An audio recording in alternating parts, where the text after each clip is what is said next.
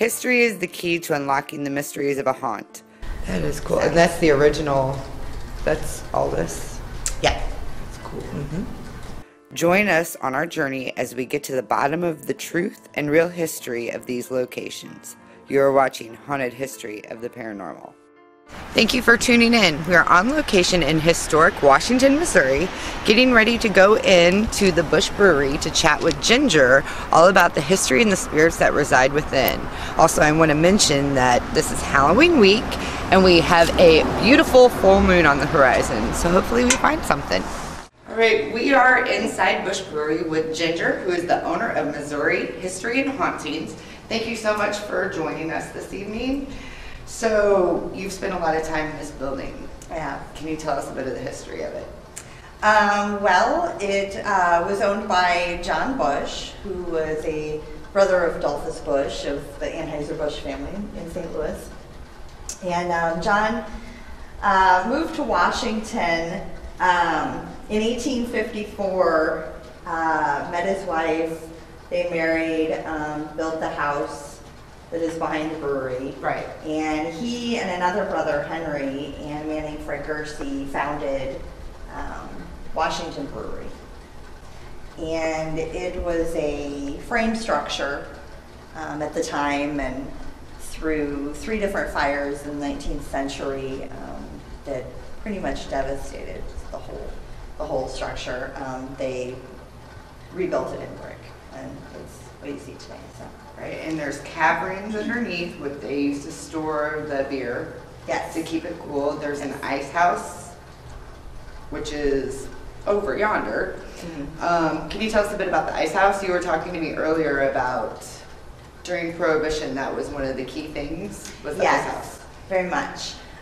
During Prohibition, it was actually John's son that had sold off the brewing equipment to a company in South America, actually. Oh, wow. Yes, and because everyone around here, I guess, assumed that Prohibition was permanent and they would no longer need the brewing equipment, but they began making soda pop. They had 7 different flavors of soda pop that they made here. They made potato chips for a short time, but in the 20s, no one knew what potato chips were, and I love potato chips. It pretty much ruined them. Oh, I mean, they had to stop production because no one was buying the chips. They didn't know what they were, and they also harvested ice from a nearby pond, and they kept it in the ice house next door. The ice house was lined with cork, and they stored the ice in sawdust, and they sold it around the community. Oh, that's really interesting, especially with the Prohibition having such a huge building.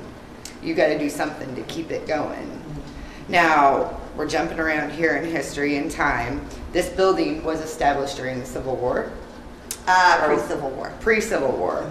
So during my research, I found that there are spirits from the Civil War still here? Yes, there have been people who've seen or had experiences with what they described as Civil War soldiers in the cave area. In the cave area. Now, I know we were up in Alton for one of our episodes, and I understand how heavily that area is Civil War with the smallpox and the prison and everything. Were there battlefields around here, or was this just kind of like during the time? In Washington. Washington's role during the Civil War was when a troop of Price's men who were led by General Marmaduke, they came through Washington, set fire to the train depot. They were just pillaging and burning things, and they came to the brewery. Well, of course, at the time, with the Missouri militia, a lot of the men in Washington were enrolled in the Missouri militia, and when they heard of Marmaduke bringing troops through, they knew they were outnumbered, they all took the ferry across the river and pretty much left the women and children here in Washington, and hoped for the best, I guess. And so when the troops got here, they came here to the brewery and, of course, found a whole cabin full of beer and had a great time. They camped for 3 days here at the brewery. Marmaduke and his officers actually stayed at the Busch home with Mrs. Busch and her children. And legend has it that he gifted her with a pilfered ring from his stash for letting them stay here on the property. So. Were there other businesses that were involved with the location after it was shut down as a brewery? Washington is known for their corncob pipes. Okay. One of the things that they're known for. And it was a local corncob pipe factory that bought the building. Mm-hmm. And the primary use was to store the corn cobs. They had to dry for 2 years, roundabout, before they could harvest harvest them and make them into pipes. And so they would come here and pump the building full of corn cobs, and that was it. They would just pump the building full of corn cobs. And in the 60s and 70s, when the corncob pipe factory owned the building, that people started breaking in, and because when the Busch family closed the doors, they didn't take anything. They didn't take any of the paperwork, any of the furniture, anything on the walls. They didn't take anything out of the building. They locked the doors and walked away after almost 100 years of being in the Busch family. So in the 60s and 70s, people started accessing the building and finding pictures and bank information and furniture, and there's still a lot of the Busch family artifacts in private collections because of this. Of people coming in and taking the items, which, at least they're safe. Right. They probably would have all been destroyed if they had not been taken. It's a shame that people were coming into the building, but at least, like you said, those are preserved artifacts from the Busch family. Yes. All right. Well, we're going to take a quick tour here in just a few minutes. Miss Ginger is going to show us around, show us some of the hot spots, and then Missy and I are going to get a chance to hunt a little bit. So stay tuned. Our Twitter fan of the week is Bruce Journey. You are receiving your shout out now, and in the mail in the next couple of days, you will get your bumper sticker. All right, Miss Ginger is going to take us on a tour of the Busch Brewery, so I will let you lead and we will follow. Okay. This goes back to the cave area, and this is what we believe to be the oldest part of the building, where, of course, the beer would have been stored, and where the soldiers would have camped for 3 days. This is where they had their 3 days. Mm-hmm. This is pretty cool. Yeah. Of course, the concrete floor is original. When it was purchased in the 80s, this was all dirt. Right. But the stonework, of course, is original. I know it doesn't really feel like we went underground. Right. But this part of the building is in the side of a hill. Like when we came around to the back, that's the third floor that we were standing. Wow. So it's actually the back of the building is built into a hillside. So this is all underground. Wow. So I was told that John Busch was the first business owner in Washington to have air conditioning in his office. Uh-huh. And that's because of this hole right up here. His office would have been above here on the second floor, and he was pumping the cold air from the caves right up into his office. Back after the brewery closed, for the most part, but the family still had the building. There was a drifter that came through, and he asked the Busch family, you know, if they had any work that he could do or whatever. And so they actually gave him a place to stay and had him doing yard work and, you know, just little odd jobs, whatever. And it was in this area where he stayed. And one morning they found him dead in his bathroom, just natural causes, I guess. I mean, it wasn't foul play or anything, but his bathroom was right in this area here. So there have been reports of people seeing his face looking out one of these doors.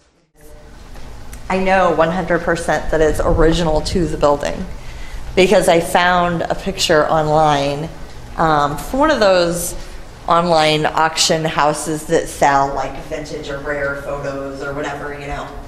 And there's a couple of photos from men working in the brewery.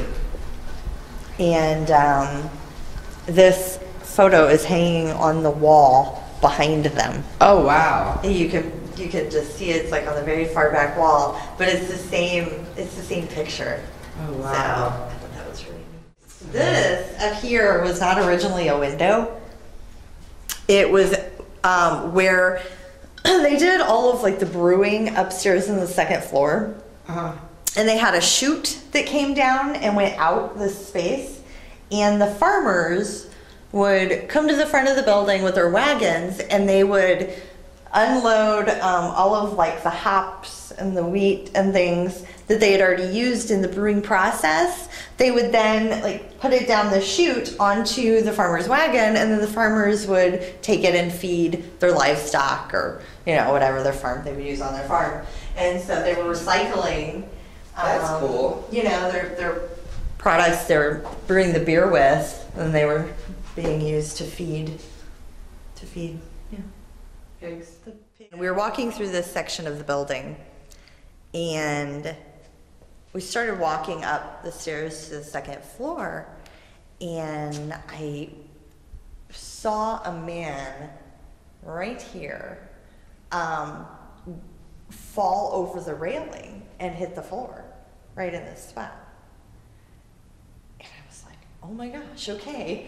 And I asked the owners, are you aware of anyone who died in the building that would have maybe accidentally fallen over the railing or was pushed or something? I'm not sure. I just saw him go over the railing, and they all said no, they weren't aware of anything like that happening. And so I didn't really think anything else of it. And about a month later, I came here, and there's a paranormal group that investigates here fairly regularly, and I was here with them one night, and we were talking, and one of the ladies said that she was on the second floor, and she was sitting on a bench that's up there, and she saw two men come running out of this door up here, and they came around the top of the stairs and down this first level, and then the one man shoved the other man over the railing. So this is where a lot of the production went on. So yeah, that's where the vats would have been in the brewing process. Is it just me, or do you get to feel like something's watching? I got dizzy a while ago. Yeah. Okay. It's coming from the third floor is where it originates from. That's where I was introduced to whatever energy is up here. Right. It was on the third floor that I met him. I don't know who he is. He will not communicate with me at all. No idea. But the children are up here too. And I have had groups make contact with them, and they've been touched or whispered to, but they don't leave. I don't know why, but they don't. But the first time that I actually visited the third floor, I came here with one of the owners, and we came in through the back of the building and walked through, and immediately there's a door over here that goes out and down a few stairs and into the main banquet area. And so when we came in, I was immediately drawn to the door. And so we came in here, and I picked up on whatever energy is in here right off the bat, and I was trying to like make contact, like figure out who is in here, and I couldn't really reach anyone, and so I'm like, just say something, or show yourself or whatever. And at the time I was wearing sandals and a skirt, and I felt a hand on my ankle. And I find that to be threatening, especially if I'm not actually getting communication from the person or from the spirit. And so I said, okay, it's time to go. Obviously, whoever's up here doesn't want us to be here, and we need to go. I mean, if it's resorting to someone touching me, then I immediately get out of their space. So that's really the only interaction I've had with him. Are those all the hot spots? Yeah, pretty much. Cool. Up here has been really active, and in the cave has been really active. The bar area seems to be getting more active. I don't some know. personal experiences during the interview during the bar, so that might be worth it just for a short little thing to check that out. Thank you so much, Ginger, for the wonderful tour. We're going to go ahead and wrap this up, go dark, and start hunting. I just had bad chills. Hello? As soon as our investigation began, the atmosphere of the building changed, and we were drawn to enter the kitchen. Snap some pictures. Is there anybody in here with us? It's coming from in the kitchen. Are you in there? So this is where the drifter passed away that came in and did some work. Can you give us a sign of your presence if you're in here? Knock on something, bang on something.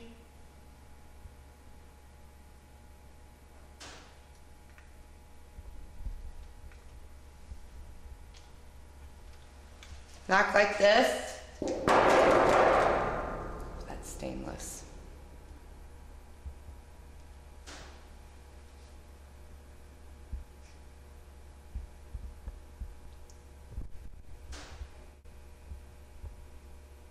Do they still use this for preparing food or anything? Not that I know of. I think mostly it's probably just preparation for whatever they have. The wedding receptions and stuff, the catering companies would come in with their food.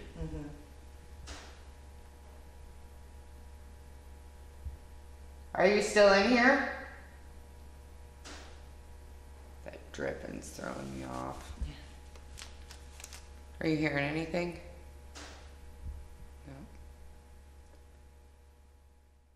If you can explain to our viewers about the pendulum, not a lot of people know how to use them or what they're used for. Well, there are several different methods of dowsing, and several different things to douse for. Water, they douse for water, don't they? Okay. Water, graves, they're grave dowsers. And myself personally, I use dowsing for spirit communication. Some people use pendulums to like predict the sex of an unborn child, or things like that.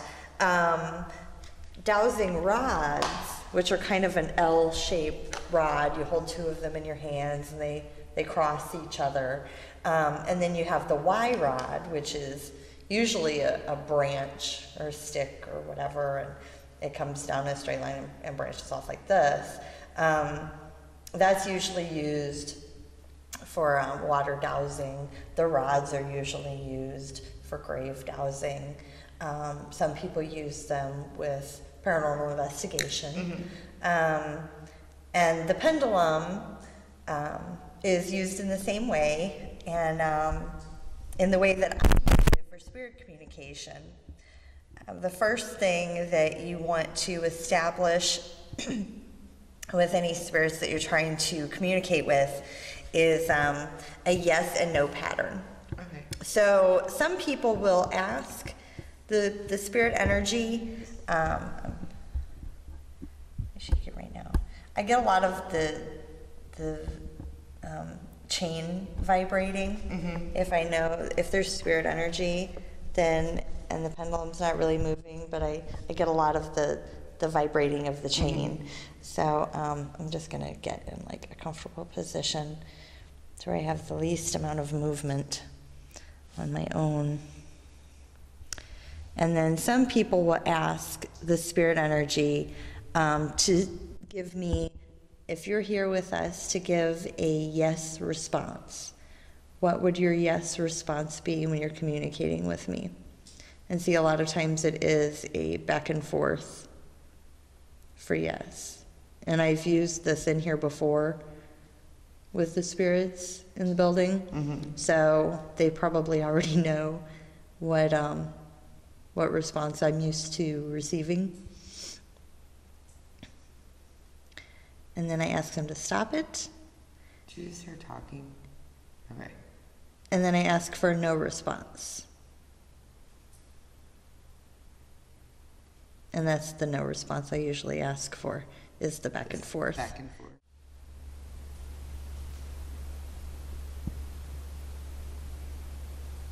Is there someone here that can give us some responses with the pendulum? If you give me a yes, if you're willing to communicate.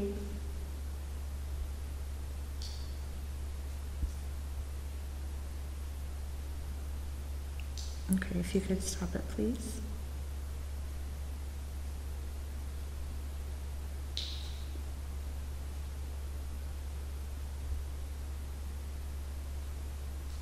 Are you here alone?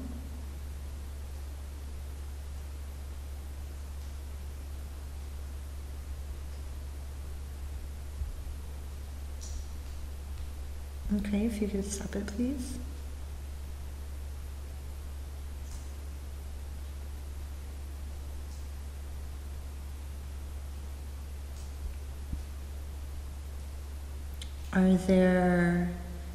Is there one other spirit here with you?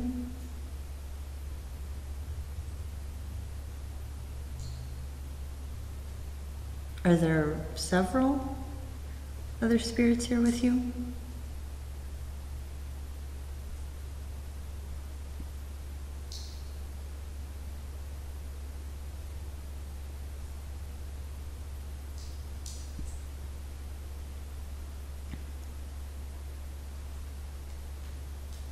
Are you a female energy that is here with us?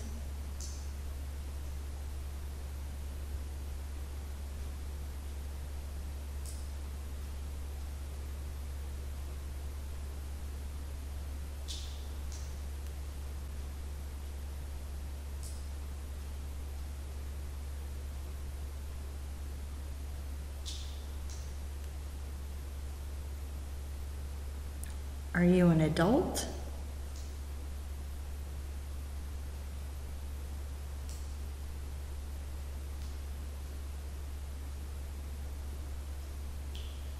Okay, I'm not really sure what that response is.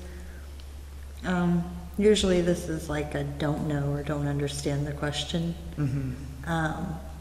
I personally think that it's the only female that I'm aware of in the building is one of the children that I was telling you about. Mm-hmm.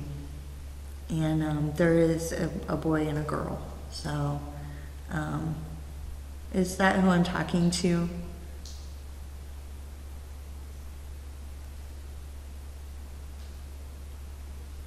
Is your brother here with us as well?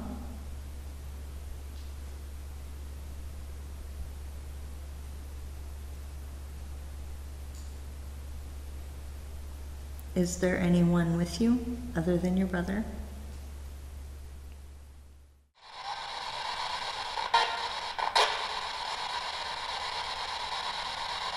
Never really heard a spirit box this quiet.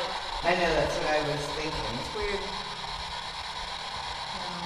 Somebody's in here because I just got tapped on the back. What happened? I just got tapped on the back. Okay. Do you want to tell Ginger something? We can't, this isn't focusing. Okay, there we go. Did you tap Ginger on the back?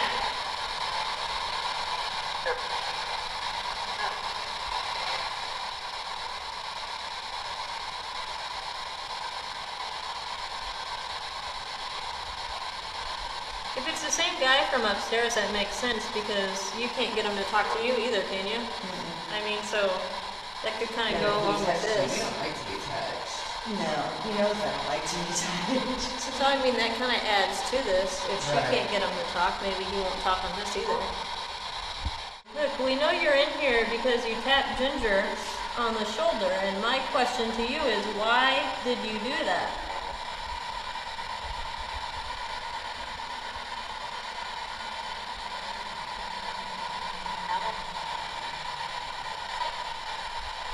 Do you like women?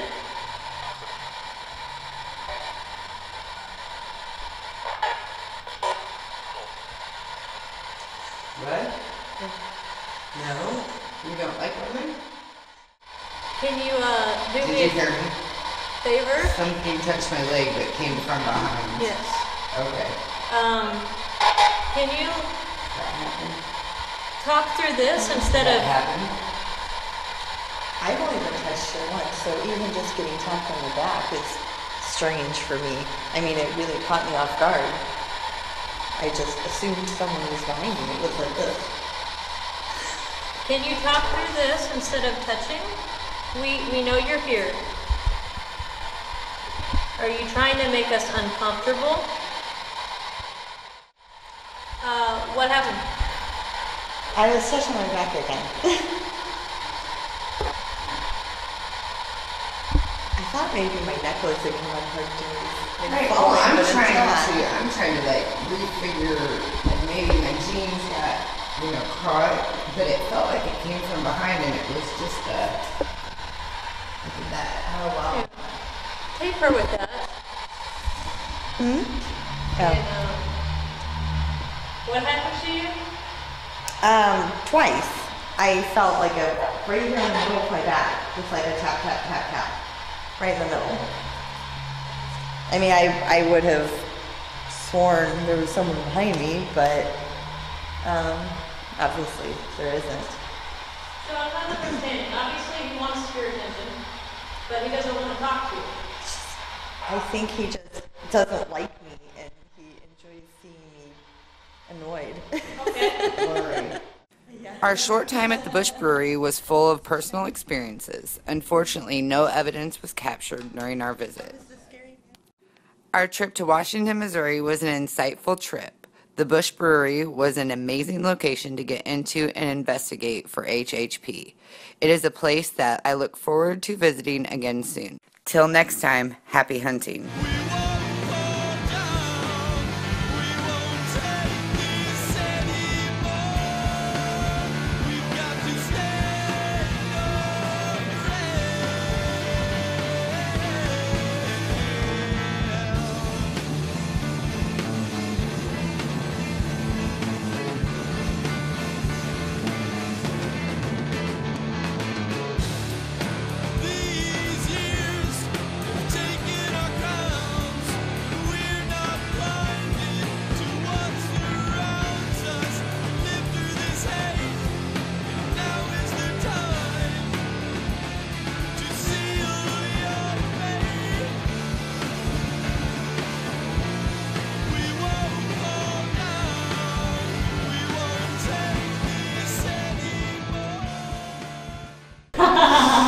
Let's see, how do I want to word this? You can look over here too. You were looking over there. There's no camera there. No, but I saw something like a shadow figure. I'll tell you what I heard later, but okay, go ahead. Oh, you're picking stuff up on the microphone already? Oh, sweet Jesus, this isn't going to be fun.